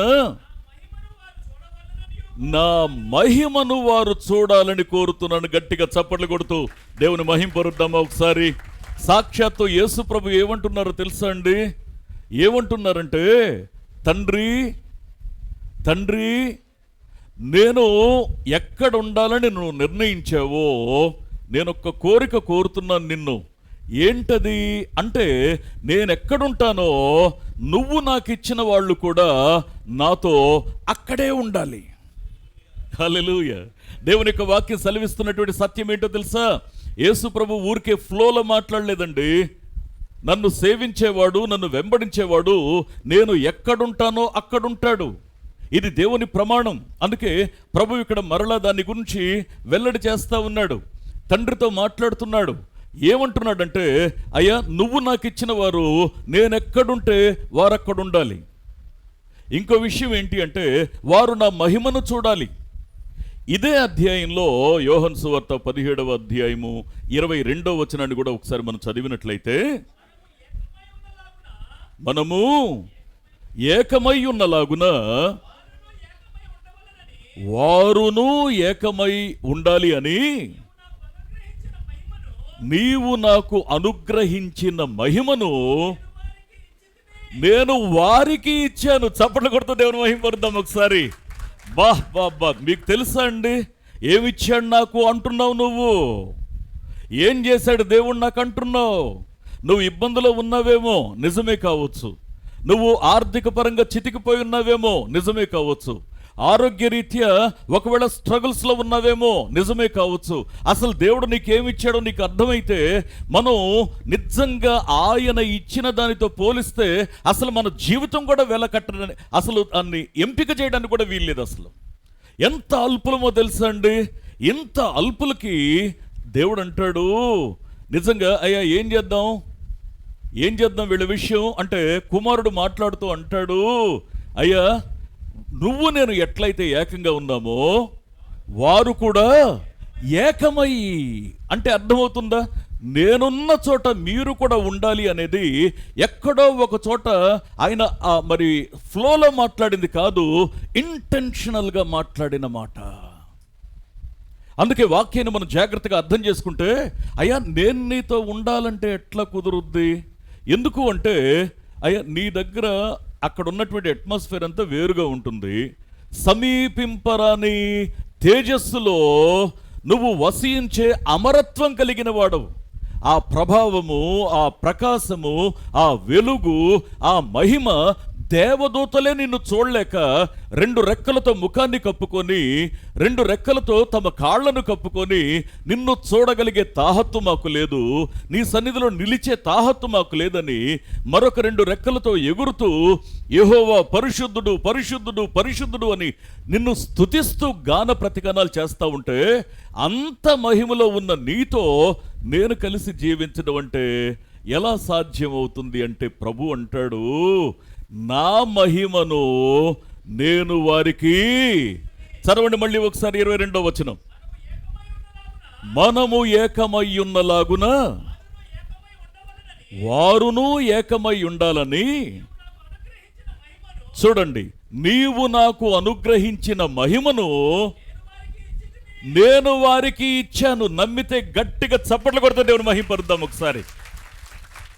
ఎందుకు క్రీస్తుతో కూడా ఉండగలుగుతామంటే, ఆయన నీ కోసం ప్రాణం మాత్రమే ఇవ్వలా, పరిశుద్ధమైన జీవితాన్ని మాత్రమే ఇవ్వలా, పరలోకంలో స్థానాన్ని మాత్రమే కాదు, ఆయన తన మహిమను మనం ఆయనతో ఏకమై ఉండాలని ఆయన తన మహిమను మనకిచ్చాడు. ఏమిచ్చాడో నీకు తెలుసా? ప్రభువా, నాదో చిన్న డౌట్ అయ్యా, ఏమనుకోవద్దు ఇట్లా అడుగుతున్నానని. నువ్వు చెప్పావు మహిమనిస్తున్నానన్నావు, నేను శారీరకంగా బలహీనుండి కదా, నేను బలహీనుండైనటువంటి నేను బలవంతుడివి పరిశుద్ధుడివి, మరి నీతో కలిసి నేను సాంగత్యం చేయాలంటే నేనెక్కడ నువ్వెక్కడ పొసుకుద్దంటావా మన ఇద్దరికి? అయ్యా, నేను శారీరకంగా నేను ఎంతో కృంగిన స్థితిలో నేనున్నాను, అల్పమైన వ్యక్తిని, మరి ఇటువంటి నేను నీతో మంటి వంటి నేనెక్కడ, మహిమాన్వితుడు అయిన నువ్వెక్కడ? ఇది సెట్ అవుద్దంటావా మన ఇద్దరి యొక్క కాంబినేషన్? అవునా? ఫిలిప్పీ పత్రిక 3వ అధ్యాయము 21వ వచనాన్ని ఒకసారి మనం చూస్తే, సమస్తమును తనకు లోబరుచుకొన జాలిన శక్తిని బట్టి ఆయన మన దీన శరీరమును తన మహిమ గల శరీరమునకు సమరూపము గల దానిగా మార్చును. చప్పట్లు కొడుతూ దేవుని మహింపరుద్దాం ఒకసారి. స్తుతించకుండా ఉండలేమండి దేవుణ్ణి. మట్టి పురుగు కంటే హీనమైన జీవితం. మట్టి పురుగు చచ్చిపోతే ఏమవుద్దండి? ఇక దానికి అకౌంట్స్ ఏ ఉండవు, లెక్కలు డొక్కలు ఏ ఉండవు. పురుగు చచ్చిపోతే చచ్చిపోయింది, జంతువు చచ్చిపోయిందంటే చచ్చిపోయింది, వాటికి ఆత్మ ఉండదు. కానీ మనకట్లా కాదు, మనం చస్తే ఆత్మ బ్రతికే ఉంటుంది. ఈ ఆత్మ పరిశుద్ధంగా ఈ లోకంలో బ్రతికామా దేవునితో కూడా ఉంటాం. ఒకవేళ దేవుణ్ణి అంగీకరించకుండా ఇష్టానుసారంగా జీవించామా, అట్లా అయితే యుగ యుగాలు ఆ యొక్క నరకంలో కాలి తీరాల్సిందే. There is no chance to escape. తప్పించుకోవడానికి వీలు లేదు. అయ్యా, నాకు నీకు పొసుగుద్దా? నువ్వున్న చోట నేను ఉంటానని నువ్వు చెప్పావు, ఇది నేను నమ్మడానికి అవకాశం ఉందా అంటే, ఇక్కడ వాక్యం ఏం చెప్తా ఉందంటే, అయ్యా, నేను ఎక్కడుంటానో నువ్వు నాకు ఇచ్చిన వారు కూడా అక్కడ ఉండాలి, వారు నా మహిమను చూడాలి. తర్వాత ఏమన్నాడంటే, నువ్వు నాకు ఇచ్చినటువంటి ఆ మహిమను నేను వారికిస్తున్నాను. ఎందుకు అంటే, మనిద్దరం ఎలా ఏకమై ఉన్నామో వారు కూడా మనతో ఏకమై ఉండడం. ఊహించగలరా ఈ విషయాన్ని? ఏమంటే, కొన్నిసార్లు ప్రార్థన చేసుకుంటూ ఉంటే దేవుని వెలుగు కనబడితే, భక్సింగ్ గారు ప్రార్థన చేసుకుంటూ ఉంటే ఆ వెలుగు కనబడింది. ఆ వెలుగు కనబడితే ఆ వెలుగును చూడలేకపోయాడు ఆయన. ఆ వెలుగు, ఆ గోడ మీద కనబడుతున్నటువంటి ఆ గుర్తును, ఆ సిలువను, ఆ వెలుగును చూడలేకపోయాడు. కాస్త ఒక రవ్వంత వెలుగునే నువ్వు చూడలేకపోతున్నావు అంటే, ఆయన మహిమలో ఉన్నప్పుడు ఆయన చూడడానికి మనకెంత తాహత్తు కావాలి. అందుకే ఏమంటాడంటే, ఇది దీన శరీరమే మనది, ఈ దీన శరీరాన్ని తన మహిమ గల శరీరంతో సమరూపం గలదానిగా ఆయన మార్చాడు. ఇక్కడ నీకు నాకు ఏమన్నా గొప్పతనం ఏమన్నా ఆపాదించవచ్చా? నథింగ్. ఇంకా ఏమన్నా చెప్పాలంటే మనం ఆయన్ని విసిగించాం, ఆయన దుఃఖపెట్టాం, ఇంకా మారు మనసు పొందకుండా రక్షించబడకుండా మనం కాలయాపన చేశాం, ఆయన యొక్క సహనాన్ని పరీక్షించామేమో. ఆయన ఈ దీన శరీరాన్ని తన మహిమగల శరీరానికి సమరూపంగా ఆయన చేశాడు. అందుకే ప్రమాణం చేసింది ఆయనే, ఆ ప్రమాణాన్ని నెరవేరుస్తుంది కూడా ఆయనే. అందుకే ఇప్పుడు ఆయనతో కలిసి బ్రతకాలి అనే ఆలోచన, ఆశ ఒకవేళ మన గుండెల్లో ఉంటే మనం ఏం చేయాలి అంటే, ఈ లోకంలో ఉన్నప్పుడు పైనున్న వాటినే వెతకండి. అంటే దాని అర్థం ఏంటంటే, మీరు మృతి పొందారు అన్న మాట చూసాంగా. భూమి మీద బ్రతుకున్నప్పుడు ఇక్కడ లోకం దృష్టిలో చచ్చిన వారిగా బ్రతకండి, ఏం పర్వాలేదు, మీ జీవం క్షేమంగా దేవునితో దాచబడి ఉంది. హల్లెలూయా. అందుకే ఇక్కడ చచ్చిన వారిగా ఉండండి. రెండవది, లోకంతో సంబంధం లేకుండా ఉండండి. మూడవది, క్రీస్తు నీలో జీవించనివ్వు. నాలుగవది, క్రీస్తు కొరకు లోకంలో నువ్వు జీవించు.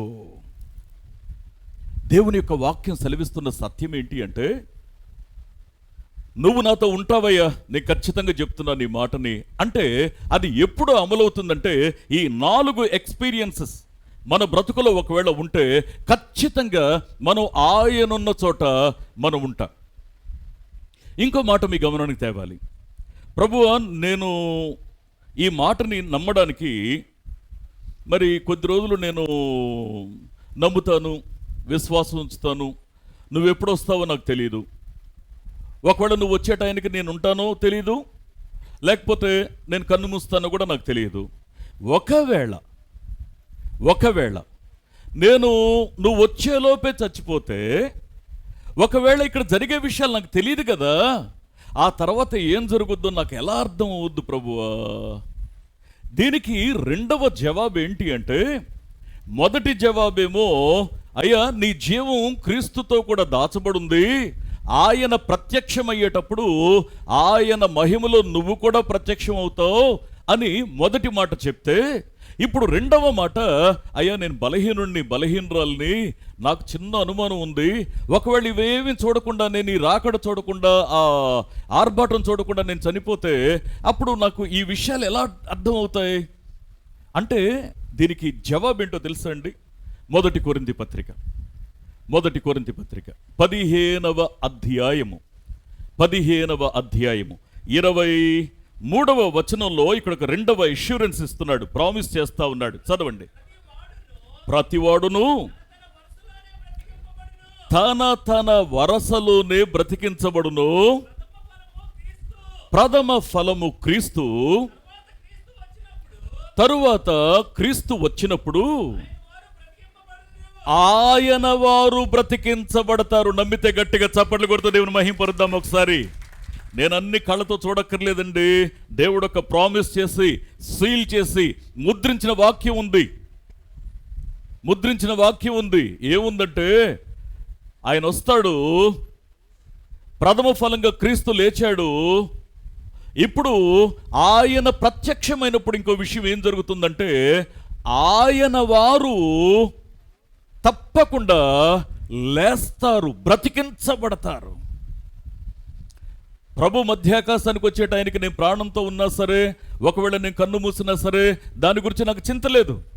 ఎక్కడున్నా సరే నన్ను వెతుక్కుంటూ వచ్చి ఆయన తనతో తీసుకెళ్తాడు. హల్లెలూయా.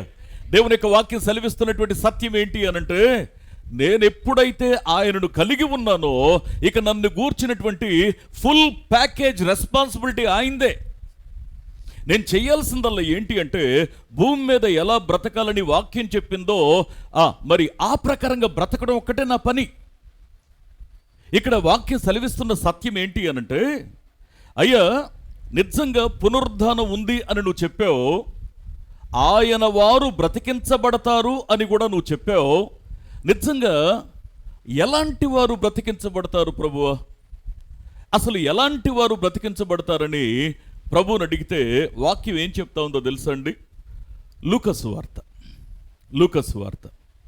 14వ అధ్యాయము 14వ వచనాన్ని ఒకసారి మనం చదివినట్లయితే, నీకు ప్రత్యుపకారము చేయుటకు వారికి ఏమీయూ లేదు గనుక నీవు ధన్యుడవగుదువు. నీతిమంతుల పునరుద్ధానమందు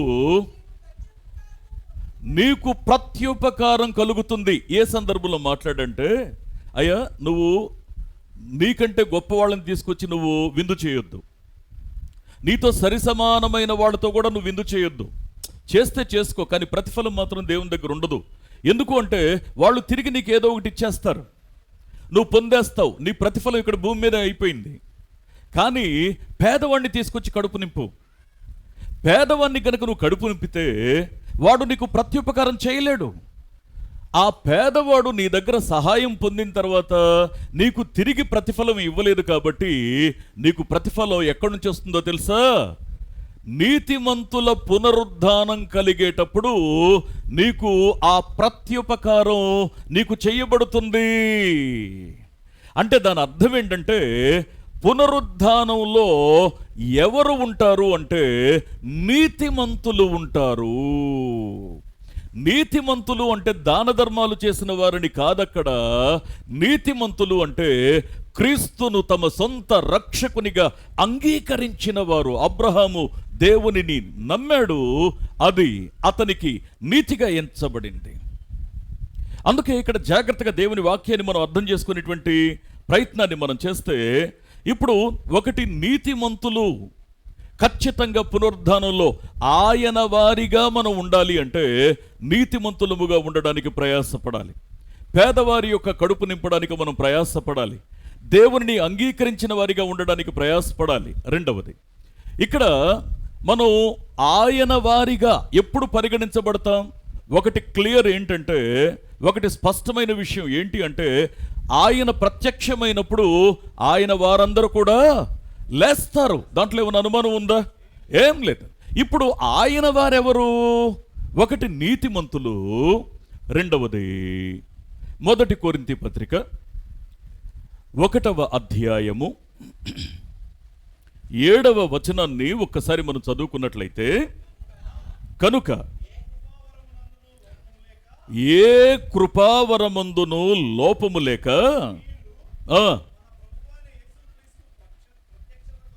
మీరు మన ప్రభువైన యేసు క్రీస్తు యొక్క ప్రత్యక్షత కొరకు ఎదురు చూచుచున్నారు. ఇప్పుడు ఆయన వారు లేస్తారు. ఆయన వారంటే ఎవరు? నెంబర్ 1 నీతిమంతులు. రెండవది ఎవరు అంటే, ఆయన వారిగా ఎవరు పరిగణించబడతారంటే ఆయన ప్రత్యక్షత కొరకు ఎదురు చూసేవారు. భూమి మీద కష్టం ఉంది, అవసరం ఉంది, సమస్య ఉంది.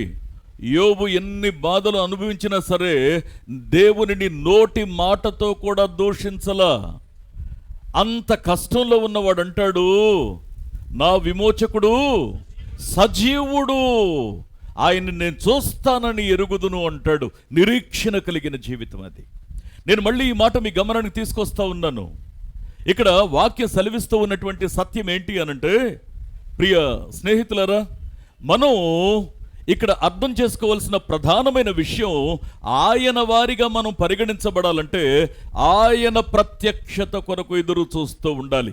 నీ కష్టంలో, నీ కలవరంలో, నీ బాధలో, నీ ఇబ్బందిలో కూడా నీ మనసులో చెక్కు చెదర్ని విశ్వాసాన్ని నువ్వు కలిగి ఉండి ప్రతి పరిస్థితుల్లో కూడా, అందరూ కొన్నిసార్లు ఏం చేస్తారంటే, ఏదన్నా చిన్న పొరపాటు మన జీవితంలో జరిగితే ఒక్కసారి ఒంటికాల మీద వచ్చి పడిపోతూ ఉంటారు మనల్ని, మన మీద. అప్పటిదాకా మనం అంటే భయపడ్డ వాళ్ళు కూడా ఏం చేస్తారంటే, ఛాన్స్ దొరికిందని మీద పడిపోయి రక్కేస్తూ ఉంటారు, కొరికేస్తూ ఉంటారు, మనశ్శాంతి లేకుండా చేస్తారు. అలాంటి పరిస్థితుల్లో కూడా మనం చేయాల్సింది ఏంటి అంటే, క్రీస్తు యొక్క ప్రత్యక్షత కొరకు ఎదురు చూసే వారిగా ఉండాలి. ఎదురు చూసే ఆ అనుభవంలో లోపము లేని వారిగా బ్రతకాలి.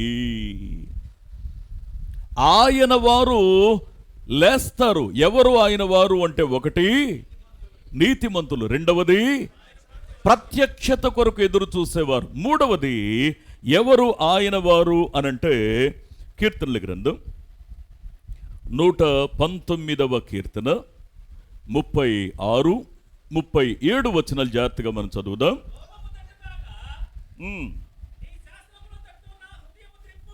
లోభము తట్టు కాక నీ శాసనముల తట్టు నా హృదయాన్ని తిప్పు. అంటే ఎవరు క్రీస్తు వారిగా పరిగణించబడతారు అంటే లోభము తట్టు.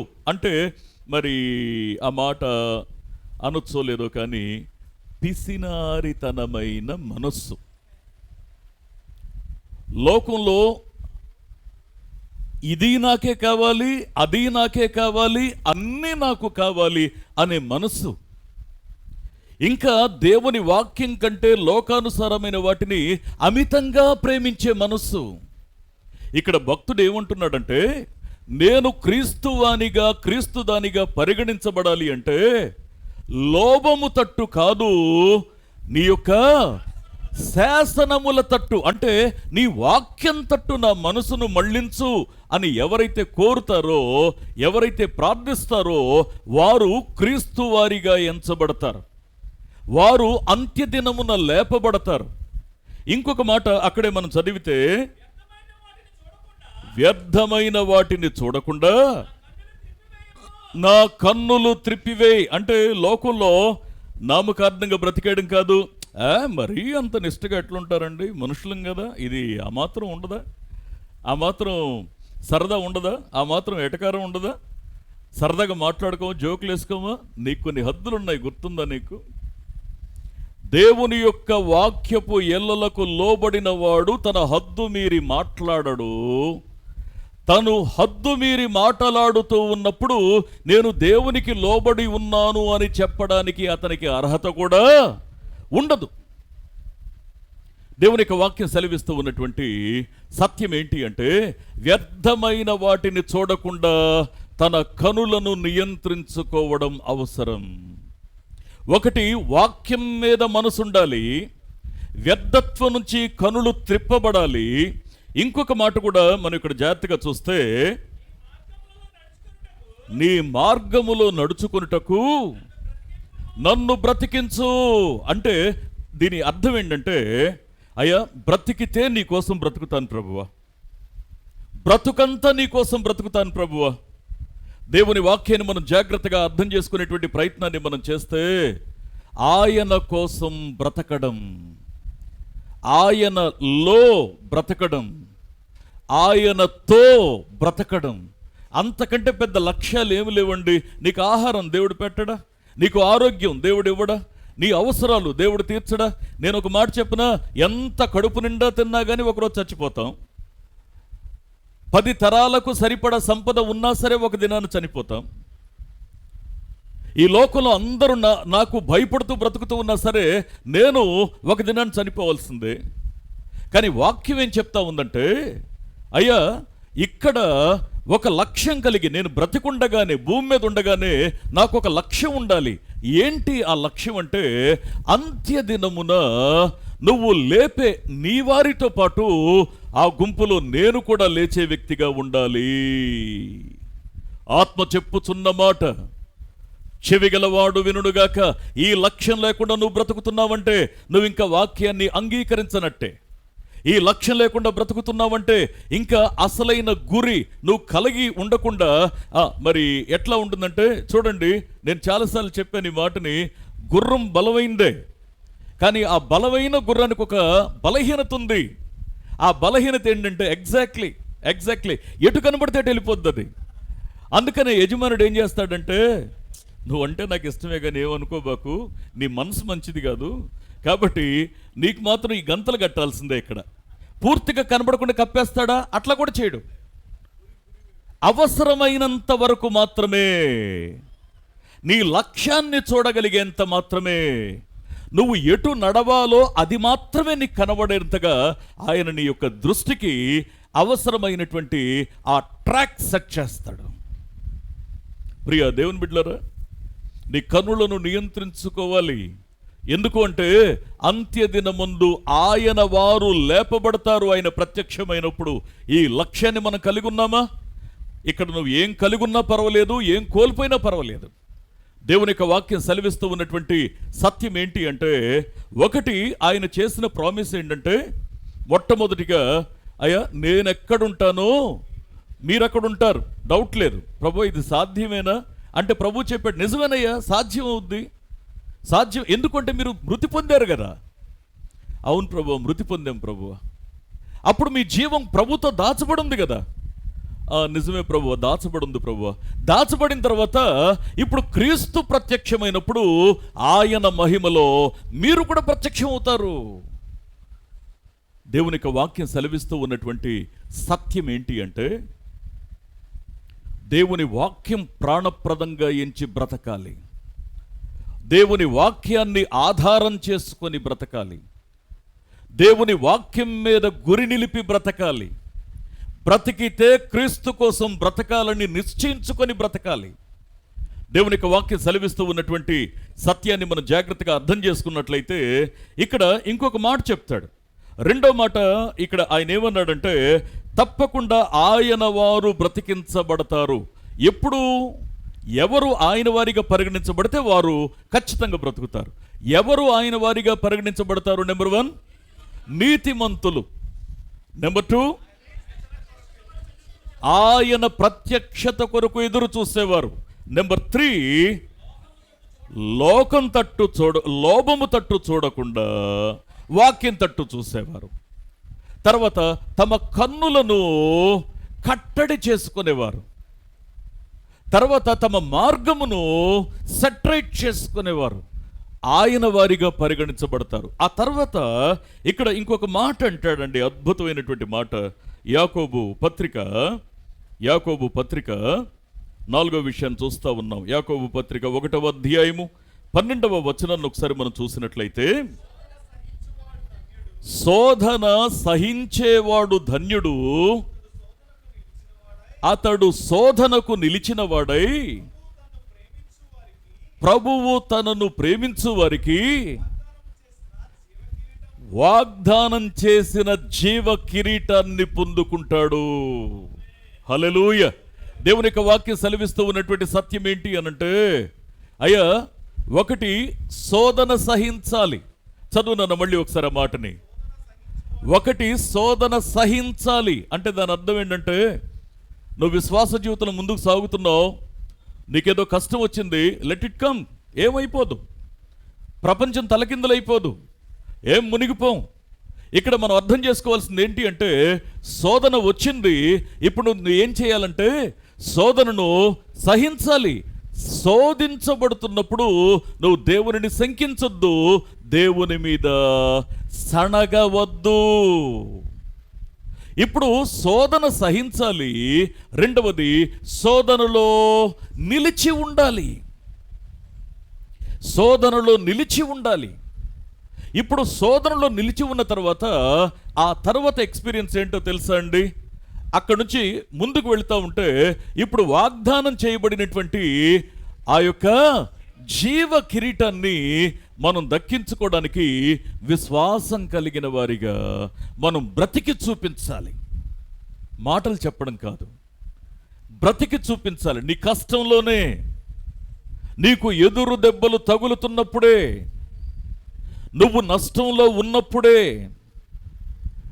అన్ని పరిస్థితులు నీకు వ్యతిరేకంగా ఉన్నప్పుడే ఇక్కడ వాక్యం చెప్తుంది, నువ్వు శోధన సహించాలి, నువ్వు శోధనకు నిలబడాలి, శోధనలో నిలవగలగాలి.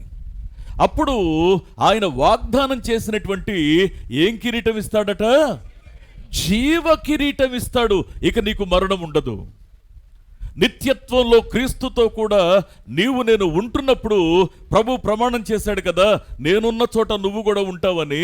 అక్కడికి వెళ్ళిన తర్వాత ఆయన కొరకు ఇక్కడ సవాలుకరంగా బ్రతికిన ఆ బ్రతుకును బట్టి చూడండి, ఇక్కడ నీకున్న తెలివితేటలు కాదు, నీకున్న పరపతి కాదు, పలుకుబడి కాదు, నీ ఆస్తిపాస్తులు కాదు, నీకున్నటువంటి ఆ తెగువ, దేవుని కోసం బ్రతకాలనేటువంటి ప్రతిష్ఠించుకున్న మనస్సు, దేవుని కోసం త్యాగపూర్వకంగా నువ్వు జీవించిన ఆ జీవన శైలి, ఆ సాక్ష్య జీవితం, దానికి ఆయన వాగ్దానం చేసి ఆ వాగ్దానానికి తగినట్లుగా జీవ కిరీటాన్ని నీకు ఇస్తాడు.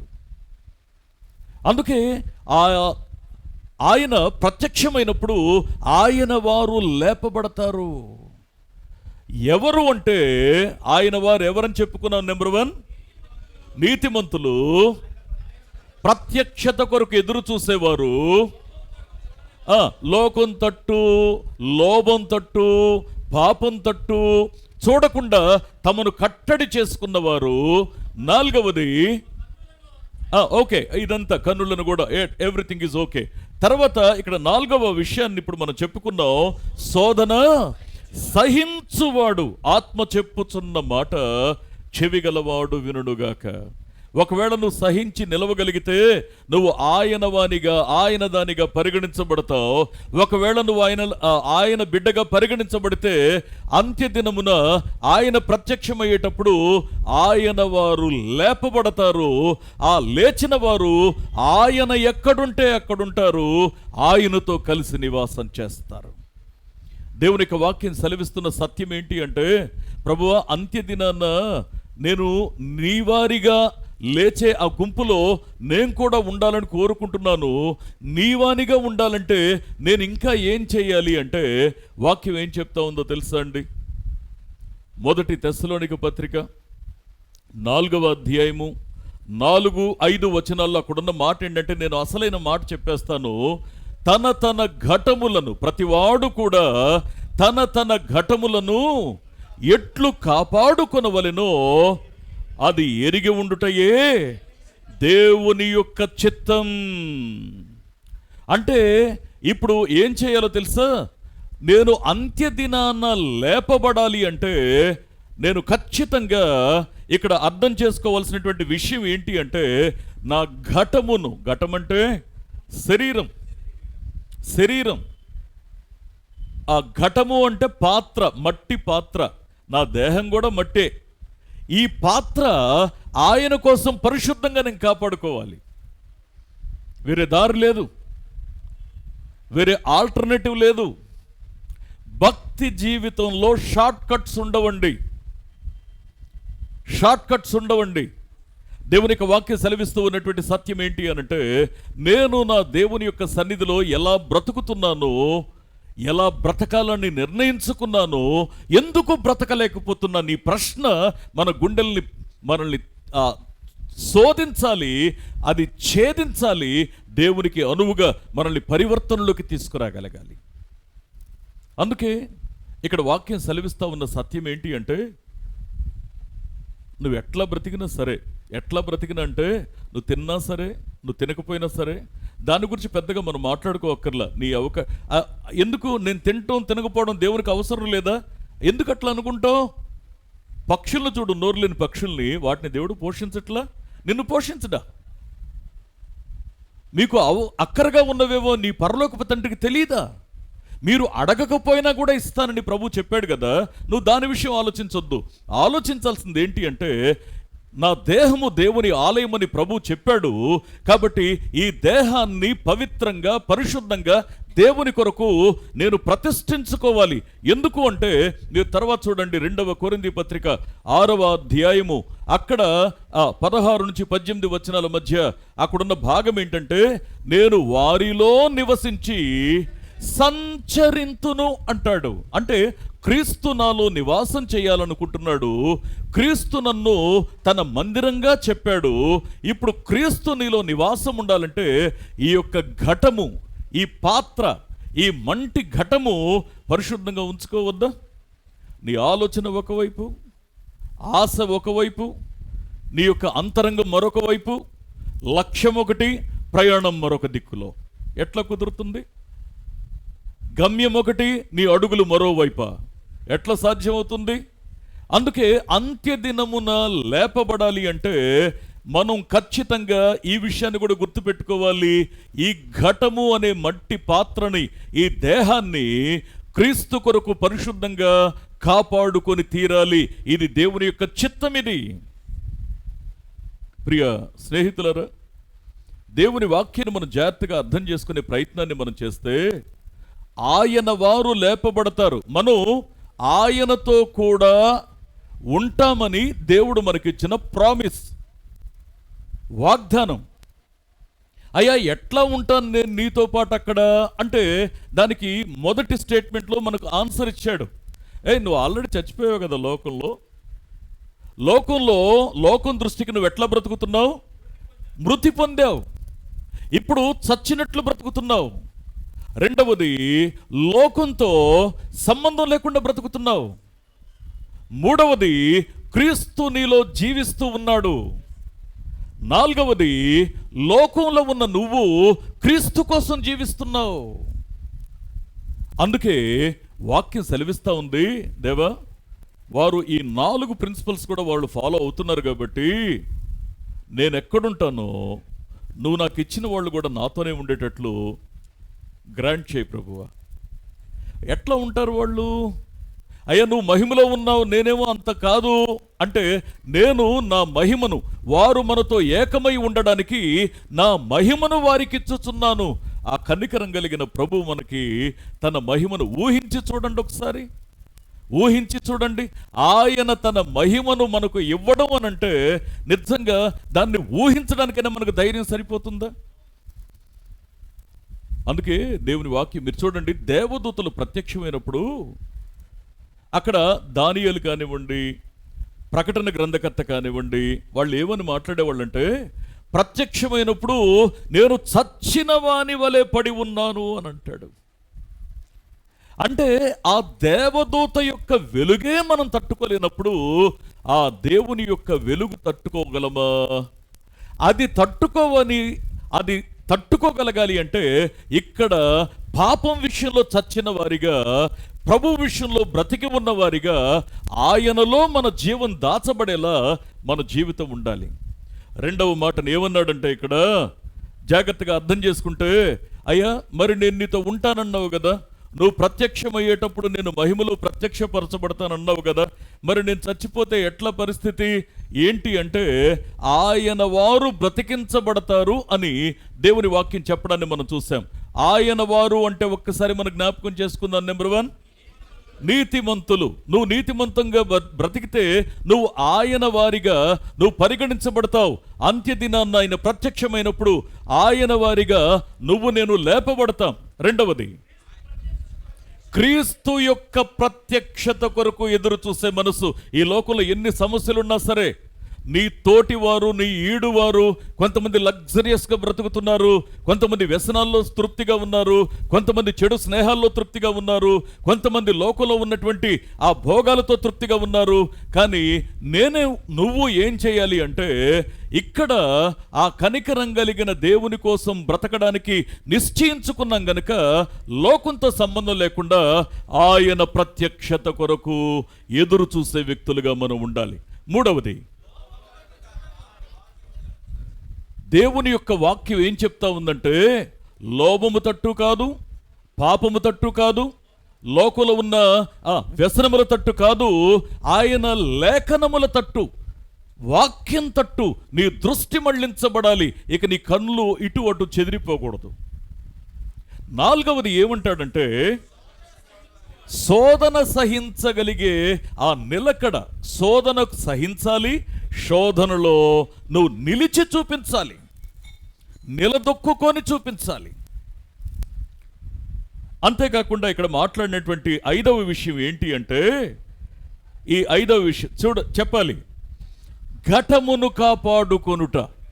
ప్రతివాడు తన ఘటమును కాపాడుకోవడం. ఆ తర్వాత 6వ విషయం ఏంటి అనంటే, మొదటి పేతురు పత్రిక మనం ఆయన వారిగా పరిగణించబడడం అనే ప్రక్రియ ఎప్పుడు జరుగుతుంది అనంటే, మొదటి పేతురు పత్రిక 4వ అధ్యాయము, ఇక్కడ ఆ మొదటి 2 వచనాలు మనం జాగ్రత్తగా అర్థం చేసుకునే ప్రయత్నాన్ని మనం చేస్తే, క్రీస్తు శరీరమందు శ్రమపడెను గనుక మీరును అట్టి మనసును ఆయుధముగా ధరించుకోండి. శరీర విషయంలో శ్రమపడిన వాడు శరీరమందు జీవించు మిగిలిన కాలము ఇక మీదట, జాగ్రత్తగా వినండి, మనుజాశలను అనుసరించి నడుచుకొనక దేవుని ఇష్టానుసారముగానే నడుచుకొనున్నట్లు. ఎట్లా బ్రతకాలట? పాపముతో జోలి ఇక ఏమీ ఉండకూడదు. ప్రభు మరి ఆ విషయం కుదరదు, ఏది జోలి ఉండకూడదు. పాపంతో జోలి లేకుండా, సంబంధం లేకుండా నువ్వు మరి జాగ్రత్తగా ఉండాలి. అంటే ఈ జీవితాన్ని ఏమని మాట్లాడతాడంటే, ఇది దేవునికి ఇష్టమైనట్లు బ్రతికే జీవితం, దేవునికి ఇష్టమైన జీవితం, దేవుని ఇష్టానుసారముగా జీవించే జీవితం. నేను ప్రశ్న అడగనా? అందరూ పరలోకాన్ని కోరుకుంటారండి. ఎంతమందికి కావాలి పరలోకం? ఎంతమందికి కావాలి పరలోకం అంటే అన్ని చేతులు లేస్తాయి, ఏం అనుమానం లేదు. పరలోకానికి ఖచ్చితంగా దేవుడు నన్ను ఆహ్వానిస్తాడు, నేను నమ్ముతున్నాను, దానికి తగినట్లుగా నేను బ్రతుకుతున్నాను, ఇప్పుడు ఎత్తండి చేయి చూద్దాం అంటే మరి కొన్ని చేతులు లేస్తాయి, కొన్ని చేతులు లేకపోవచ్చు, కొంతమంది మొహాటు పడతారు. కాబట్టి నేను ఒక్క మాట జ్ఞాపకం చేస్తున్నాను. ప్రశ్న ఏంటి అంటే, అంతరంగానికి సూటి ప్రశ్న, నేను దేవునికి ఇష్టానుసారంగా నేను బ్రతుకుతూ ఉన్నానా? దేవుని యొక్క మనసును తృప్తిపరిచేలా నేను జీవించగలుగుతున్నానా? అందుకే ఇక్కడ పాపముతో జోలి లేకుండా, పాపముతో స్నేహం లేకుండా, పాపంతో సంబంధం లేకుండా నేను బ్రతకగలుగుతున్నానా? ఇది ప్రశ్న. ప్రియ స్నేహితులారా, జాగ్రత్తగా దేవుని వాక్యాన్ని అర్థం చేసుకుంటే, అయ్యా ఖచ్చితంగా నువ్వు నాతో ఉంటావు. ఎందుకు అంటే నీ జీవం నా దగ్గర దాచబడి ఉంది, ఇది దేవుని ప్రమాణం.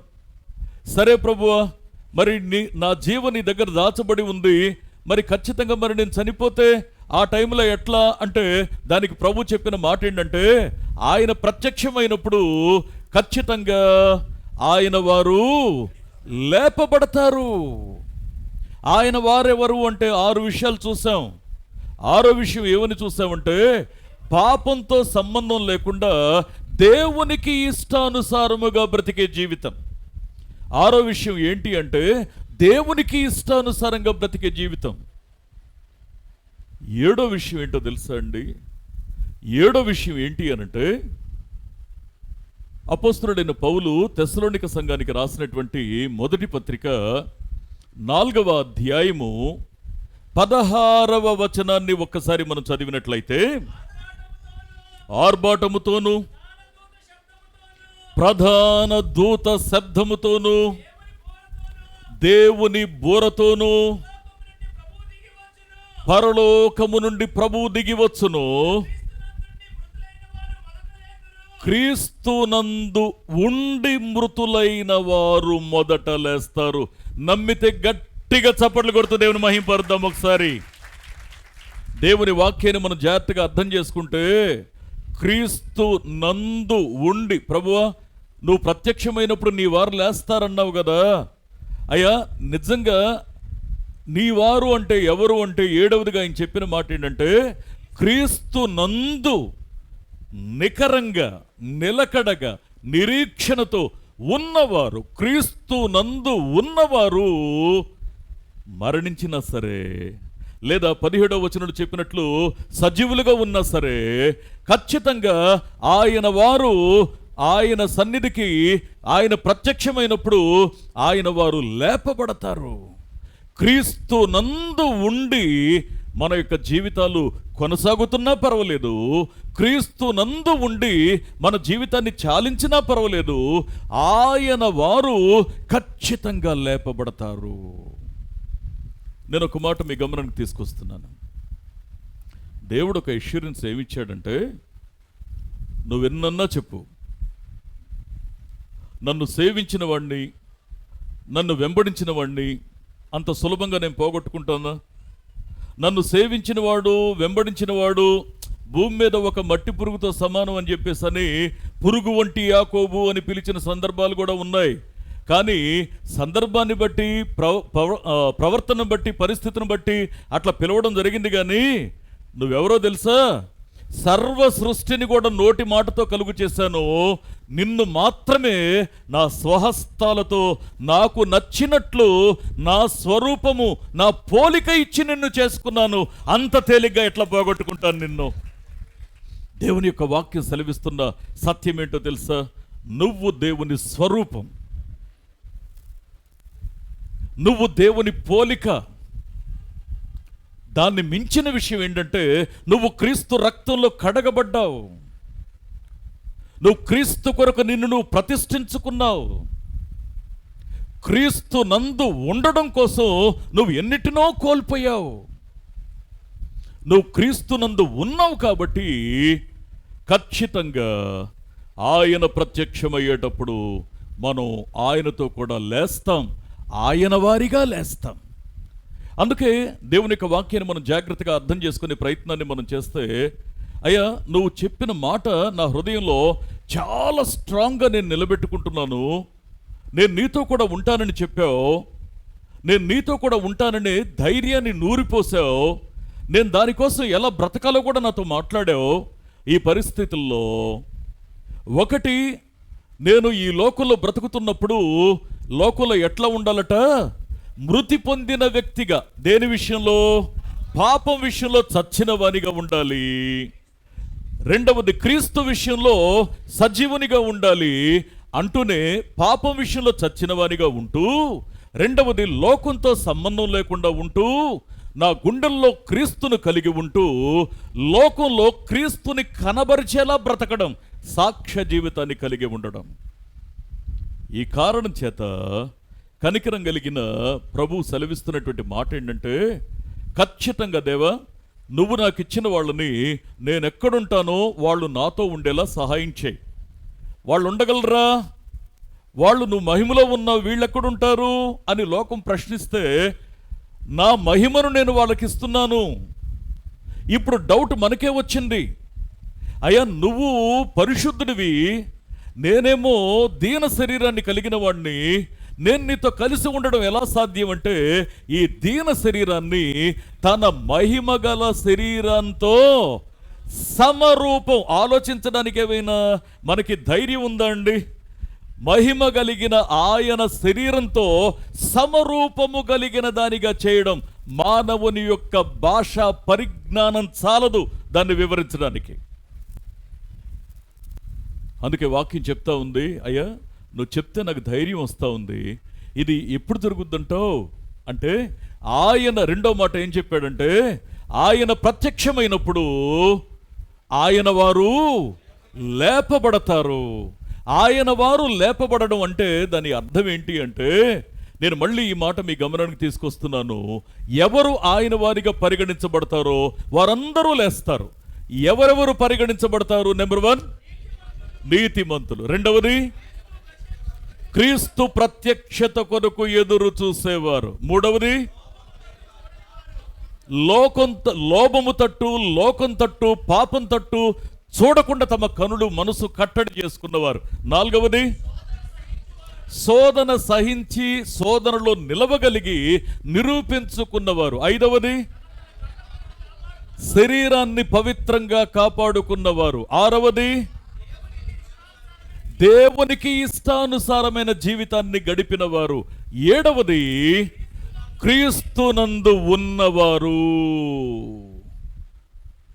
దేవా 2 మాటలు భలే చెప్పావు ప్రభువా, ఇంకొక మాట చెప్పరాదు అంటే, ఆ మూడో మాట వచ్చే వారం చెప్తాను నాయనా. మూడో మాట మాట్లాడుకుందాం, వచ్చే వారం మాట్లాడదాం. ఈలోపు ఈ వారం అంతా కూడాను ఈ 2 మాటల మీద ధ్యాస ఉంచి, ఏవి నా జీవితంలో ఉన్నాయి, ఏవి నా జీవితంలో మార్చుకోవాలి, ఏవి నా జీవితంలో సాధన చేయాలి అన్న విషయాన్ని ఒకవేళ మనం నిజంగా పరీక్షించుకోవడానికి మనస్సుంటే, మనం ఆయన వారిగా లేపబడాలనే ఆశ ఉంటే ఒక్కసారి మన అంతరంగాన్ని మనం పరీక్షించుకుందాం. ప్రభు చెప్తున్నాడు ఇక్కడ ఈ మాటని, నువ్వు నాతో కూడా ఉంటావు. ఆయన చెప్పిన మాట ఆయన యాదృచ్ఛికంగా చెప్పింది కాదు, ఇది ఆయన మనసారా చెప్పినటువంటి మాట. ఇది ప్రభు సెలవిస్తూ ఉన్నటువంటి సత్యం ఏంటి అంటే, క్రీస్తునందు ఉన్నామా? క్రీస్తునందు ఉన్నామా? ఆయనకు ఇష్టమైన రీతిగా బ్రతుకుతున్నామా? మన శరీరాన్ని పవిత్రంగా కాపాడుకుంటున్నామా? ఒక్కసారి మనలో మనం పరీక్ష చేసుకుందాం. ఒక్కసారి మనలో మనం పరిశీలన చేసుకుందాం. దేవుని యొక్క ఉద్దేశానికి తగినట్లుగా మనం బ్రతుకుతున్నామా, బ్రతకగలుగుతున్నామా? ఒక్కసారి మనం అందరం కూడా మనలో మనం పరీక్షించుకుందాం. ఇంకా మిగిలిన విషయాలు వచ్చేవారం మనం ధ్యానం చేద్దాం. దేవుని యొక్క వాక్యాన్ని ఆయన మరుగు చేయకుండా మాట్లాడుతూ ఉన్నాడు. ఆయన మరుగు చేయకుండా మాట్లాడుతూ ఉన్నాడు. ఒక్కసారి మనం ప్రార్థన చేద్దాం. దేవా, నీ సన్నిధిలో నేను ఎట్లా ఉన్నాను నాయన? అయ్యా, నీ సన్నిధిలో నేను ఎట్లా ఉండాలని నువ్వు కోరుతున్నావు? నీతో కూడా ఉండగలిగే భాగ్యం అయ్యా నిజంగా నా ఊహలకు అందంది, కానీ నువ్వు సెలవిచ్చావు. దేవాతనైన మట్టి వంటి నేను మహిమలో నీతో కూడా ఉండడం అనేది సాధ్యమా అంటే, ఈ దీన శరీరానికి అయ్యా నీ మహిమ గల శరీరంతో సమరూపాన్ని, సరైన స్థాయిని ఇస్తున్నట్లు మాట్లాడుతూ ఉన్నావు. అయ్యా, ఎంత ప్రేమ ప్రభువా నేనంటే నీకు. అయ్యా, ఎంత ప్రేమ తండ్రి మేమంటే నీకు. ఒకసారి ప్రార్థన చేద్దాం. ఒక చిన్న మాట దేవుని దగ్గర చెప్పుకుందామా? అయ్యా, దీన్ని మించింది ఈ లోకంలో నాకు ఇంకేది అక్కర్లేదు ప్రభువా. దీన్ని మించింది ఇంక నాకేది అవసరం లేదు ప్రభువా. ప్రార్థన చేద్దాం ఒకసారి. దయగలిగిన తండ్రి, మహోన్నతుడా, మీకు వందనాలు, మీకు వందనాలు, మీకు వందనాలు. కృప కలిగిన మీ చేతులకు నైనా మరొకసారి ఎన్నికలేని మమ్మల్ని అప్పగించుకుంటూ ఉన్నాం మా ప్రభు. అయ్యా, మీ కనికరాన్ని, మీ కటాక్షాన్ని మాకు తోడుగా ఉంచండి. అయ్యా, తనని నీ వాక్యం ద్వారా మీరు మాతో మాట్లాడారు ప్రభువా. ఇదిగో నాయన, మమ్మల్ని మేము ఇంకా ఎన్నో విషయాలు పరీక్షించుకోవాలని అయ్యా మీరు మాట్లాడుతున్న కొద్దీ నాయన, అయ్యా అసలు మమ్మల్ని రక్షించిన ఉద్దేశం ఏంటో మాకు తెలుస్తా ఉంది ప్రభువా. రక్షించబడిన మా బ్రతుకులు రేపు ఏమవుతాయో మాకు తెలుస్తా ఉంది మా ప్రభువా. అయ్యా, నీతో కూడా కలిసి బ్రతికే భాగ్యం మాకుందని మేము నమ్ముతున్నాం మా ప్రభువా. అయ్యా తండ్రి, మా జీవితంలో నా తండ్రి, మేము దానికి అనువుగా అయ్యా మీ ప్రత్యక్షత సమయంలో నీ వారు లేపబడతారు అని చెప్తూ ఉంటే, మేము నీ వారిగా ఉండడానికి మేము ఎలా బ్రతకాలో మీరు మాతో మాట్లాడినందుకు నీకు స్తోత్రాలు చెల్లిస్తున్నాం. మీ కనికరం కలిగిన చేతులకు మమ్మల్ని అప్పగించుకుంటూ, విన్న వాక్యాన్ని విడిచిపెట్టకుండా నా తండ్రి సవాలుకరంగా సాధన చేస్తూ అయ్యా తండ్రి, నేను ఆత్మలో మా ప్రభువ మెలకువ కలిగి మేము బ్రతికే భాగ్యాన్ని మాకు దయచేయమని, దీవించమని, ఆశీర్వదించమని యేసు నామములో ప్రార్థిస్తున్నాం మా పరమ తండ్రి. ఆమేన్, ఆమేన్, ఆమేన్. యేసుక్రీస్తు నామములో మీ అందరికీ వందనాలు. సమయంలో ఒక పాట పాడుతుండగా దేవునికి మనం కానుకలు సమర్పించుకుందాం. చైర్స్ ఒక వరుస తీయండి, చైర్స్ ఒక వరుస తీయండి.